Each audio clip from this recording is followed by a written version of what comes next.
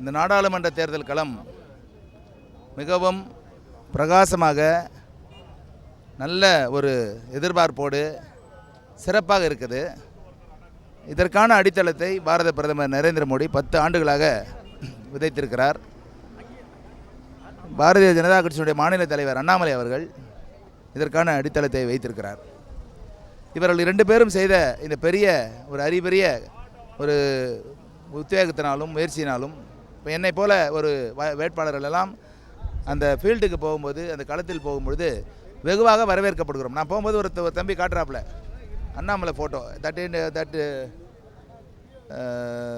Indicates that is for BJP because of Annamalai. அந்த மாதிரி நிறைய பேர் மோடி படம் காட்டுறது, இந்த மாதிரி எனக்கு வேண்டிய நண்பர் இப்படி நிறைய எதிர்பார்ப்பு, நிறைய சிறப்பான ஒரு வரவேற்பெல்லாம் கொடுக்கப்பட்டது. அதனால் களம் அருமையாக இருக்கிறது. இன்னொரு காரணமாக சொல்ல போனோம்னா, எதிர்க்கு தளத்தில் வந்து பார்த்தீங்கன்னாக்கா கலாநிதி வீராசாமி இந்த பகுதிக்கு வரல, வெள்ளத்தின் போது கூட முதலமைச்சர் கூட தான் வந்தார், தனியாக வந்து பார்க்கல. இப்படி பல குற்றச்சாட்டுகள் இருக்குது, 2 கேண்டிடேட் மேலேயும் இருக்குது.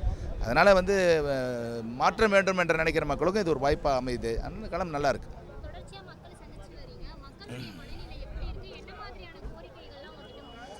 மக்கள் என்ன சொல்கிறாங்கன்னா, போன 5 வருஷம் முன்னாடி என்ன சொன்னனோ அதே தான் இப்போவும் கோரிக்கையாக கேட்குறோம். நீங்கள் வந்தால் பண்ணுவீங்களா? நீங்கள் பண்ணுவீங்கன்னு நம்பிக்கை இருக்குது. இது காரணம் பாரத பிரதமர் 10 ஆண்டுகளாக ஊழலே இல்லாமல் பண்ணியிருக்காரு, நிறைய திட்டங்கள் வந்திருக்கு. அதனால் உங்கள் மேலே நம்பிக்கை இருக்குது, இந்த வாட்டி கண்டிப்பாக மாற்றி உங்களுக்கு நாங்கள் இது பண்ணுறோம் அப்படின்னு அப்படி சொல்கிறாங்க. ஆனால் அவங்க ஆதங்கம் என்னன்னாக்கா, குறைகள் அப்படியே தான் இருக்குது, அட்டென்ட் பண்ணல, யாருமே பண்ணலை, சட்டமன்ற உறுப்பினரோ மாநிலங்களவை உறுப்பினரோ எதுவுமே செய்யலை அப்படின்னு சொல்லிவிட்டு இதை குறைகளை மீண்டும் சொல்கிறாங்க. இது பண்ணுங்கன்றாங்க. மாசு கட்டுப்பாடு இருக்கணும், அதெல்லாம் சொல்கிறாங்க. இன்றைக்கி தான் அவங்களாம் முழிச்சிட்டு பேசுகிறாங்க. ஐயோ நான் அடுத்த வாட்டி வந்தால் பண்ணுவேன், இப்போ பண்ணுவேன், அப்போ பண்ணுவேன்னு. 3 வருஷமாக அவங்க தான் இருக்காங்க.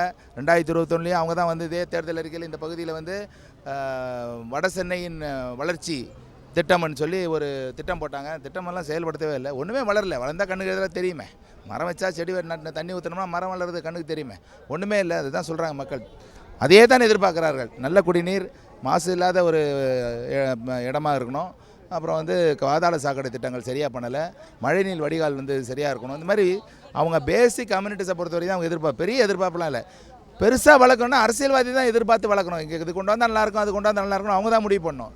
அதனால் மக்கள் அதெல்லாம் பெருசாக எதிர்பார்க்கல, தேவையான அடிப்படைகளை எதிர்பார்க்குறாங்க. அது கூட செய்ய முடியலன்னா, அதுவும் மில்லியனில் நவீன உலகத்தில் மாடர்ன் வேர்ல்டில் எந்த ஊரில் ஒரு கரண்ட் இல்லைனா நம்ம எவ்வளோ வெக்கப்படுறோம், வேதனைப்படுறோம். அந்த மாதிரி ஒரு குடிதண்ணி இல்லைனா எவ்வளோ கஷ்டப்படணும் நம்ம பார்த்துங்க. இதுதான் பேசிக் கம்யூனிட்டிஸ் கேட்குறாங்க.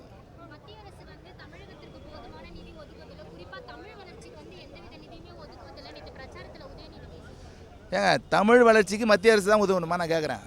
உங்கள் கஜானா என்ன காலியாக இருக்கா? 2 நாளாக டிரான்ஸ்போர்ட்டுக்கு டிரைவர்லாம் தரல. அதனால் இவங்க எல்லாத்தையுமே மத்திய அரசு கொடுக்கல. நான் அப்புறம் வரேன். ஏன் தமிழ் வளர்ச்சிக்கு நீ செய்யக்கூடாது? ஏன் உங்கள்கிட்ட இல்லையா? எடுத்து செய்யுங்க. தமிழ் வளர்ச்சிக்கு மத்திய அரசு கொடுக்கலனா தமிழ்நாடு அரசு என்ன பண்ணுச்சுன்னு தான் கேட்குறோம். அது கேட்கணும். 2வது எதுக்கு எடுத்தாலும் மத்திய அரசு கொடுக்கல. ஒரு சின்ன உதாரணம் சொல்கிறேன். இந்த வெள்ள நிவாரணம் இதுக்கு இந்த தேசிய பேரிடர் ஃபண்டிலேருந்து எடுத்து கொடுத்துட்டாங்களாம். இந்த சென்னையில் பாதிக்கப்பட்ட மக்களுக்கான இது வந்து நாங்கள் கொடுக்குறோன்னு தனியாக கொடுத்துருக்கணுமா? எதில் கொடுத்தா உனக்கு நான் துட்டு வந்துச்சு இல்லை, துட்டே வராத மாதிரியும் மக்கள்கிட்ட ஏன் பொய்யா சொல்கிறீங்க? வந்துருச்சு, கொடுத்தாச்சு, 10 மக்கள் சொல்கிறாங்க, அதிகமாக கொடுத்துருக்குறோம். இதெல்லாம் தெரிஞ்சுக்கிட்ட நீ இந்த அக்கௌண்ட்லேருந்து எடுத்து கொடுக்கல, நீ அந்த அக்கௌண்ட்லேருந்து எடுத்து கொடுத்துருக்கணும்னா இது தப்பு இல்லை. ஏதோ ஒரு பணம் வந்துச்சு இல்லை, பணம் மத்திய அரசு கொடுத்தான்னு சொல்ல வேண்டியதானே? அதை சொல்ல மாட்டாங்க. இதுதான் வந்து யதார்த்தமான அரசியல் பண்ணுறாங்க. நன்றி மேடம், வணக்கம்.